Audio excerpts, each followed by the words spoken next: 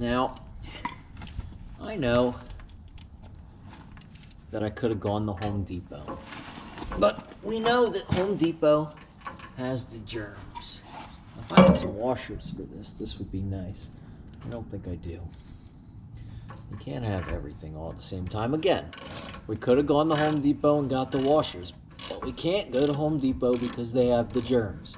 I don't care if they only let 38 people in the store each time, and then they have a 45-minute soap desanitizing break where they spray everybody down with hot cocoa. I just don't believe it. I can't leave my premises. I have to stay here where the germs don't exist. There's no germs here. If nobody brings the germs here, then the germs can't be here. Germs didn't bring themselves. Somebody had to bring them. And we're going to blame these people, and I'm blaming Home Depot. But what I didn't realize this whole time is that the people who work at Home Depot are all heroes. I had no idea. I wasn't aware of this, and it's been brought to my attention by all the signage around. I see these signs, and the signs say that everybody who works somewhere where they might encounter some people that they didn't purposely want to encounter, although they purposely got their job, somehow these people are all heroes. So the people that work at Home Depot are all heroes, and I am just a guy over here making a table. That being said, even if they are heroes, I don't want to go get their germs. Why are they heroes? Well, they're heroes, I guess, because they have to encounter people. But yet they take money, and they knew when they took the job that they would have to encounter people and encounter germs and get some germs and get sick sometimes and sometimes not get sick and possibly get sick and then get better and possibly get sick and die. So why now are they heroes? Weren't they heroes the whole time? Have we just lowered our expectation of what a hero is?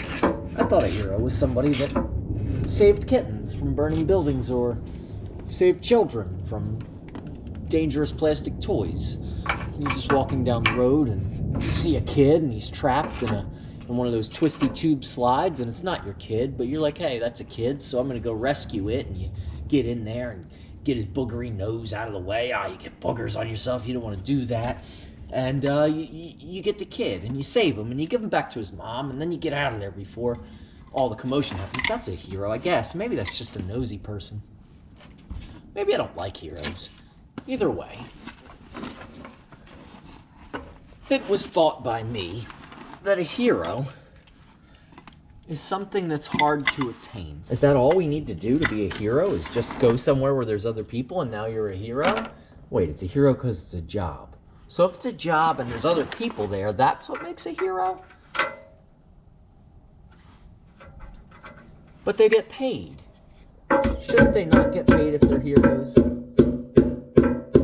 I've got some demands to make. If you want to be called a hero and have a sign on your front lawn, I think you should do your job for free. Or maybe take the money and then give all the money away to charity. Then you'll be a hero. Those signs should all be on the front lawn if there's a tent and nothing else. If you just give your house away to somebody that needed a house but couldn't have a house and couldn't figure out how to get a house, like a bunch of people that needed a place to stay, a nice warm cozy place, and you live in a tent on your front lawn, and you just want those people to be comfortable and you're willing to suffer, then you're a hero.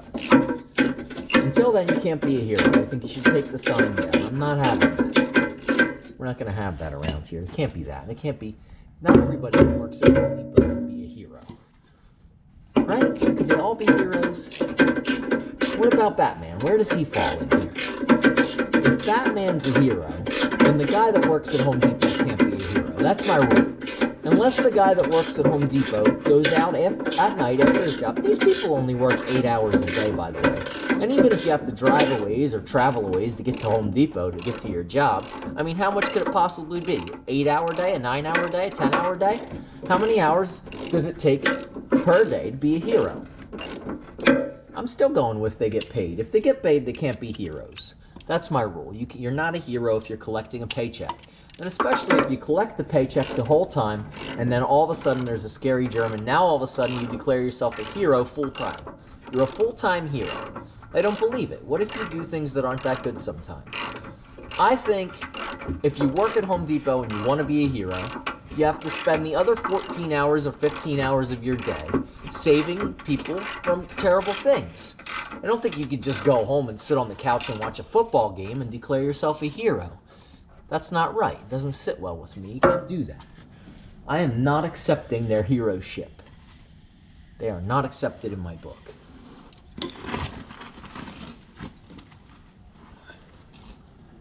Well, I wish that bolt looked differently. Let's move along.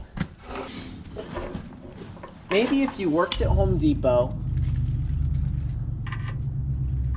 maybe if you spent your whole life working at Home Depot and collecting your paycheck, and then one day you were passing by a burning building. Okay, let's figure this out. So let's say, for instance, if you worked at Home Depot your whole life, collected your paycheck, does not qualify you for heroship. But then one day, you had a broken leg. You broke your leg working at Home Depot. Still not a hero. You collected the paycheck. You were driving. You were holding the orange flag, following the guy with the forklift. You turned around to pick your nose, and you got run over by the forklift. No, that doesn't qualify for heroship. That was something Home Depot knew would happen eventually. Okay, when you have a forklift inside a store with all of that stuff all around and all those things to see, and the girl pushing the floor polisher, somebody's going to get run over by a forklift eventually. So you're not qualified for heroship in my book yet. But so you're walking with the broken leg after you get done your 8 hours at Home Depot. You see a building on fire, and a little girl's crying because her cat's in there, and the cat's going to catch on fire and die. Smoky, burning building. I don't know why the cat didn't jump out the window. They always land on their feet. But for some reason, the cat's pinned down. His tail's pinned down. And he's in the process of chewing his tail off. Home Depot boy has to go in there with his broken leg, rescue the cat from the burning building, save his tail, get it out intact, perform surgery there, wrap it up in gauze, tail's back on, kitten's okay, little girl's smiling, house falls over burning. Now he's a hero. Now he can have a sign on his front lawn. That qualifies for heroship. Heroship is something that's hard to earn. It's not something you even maybe possibly expect to earn.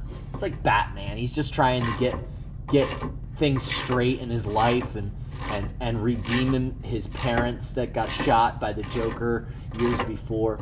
He's a hero. He's selfless and all this, but it's a little bit selfish. He's a little bit needy. He's always out there looking for bad stuff to fix. Like, come on, Batman. And he's like a little bit of an instigator because he wears the fancy suit and he's got all the inventions and the fast cars and shit. And Batman's just like, he's always instigating the bad guys. Like, come on, Joker, fuck with me again. Do some more up evil so I can whoop your ass. You know? So he's a little bit of a troublemaker, really.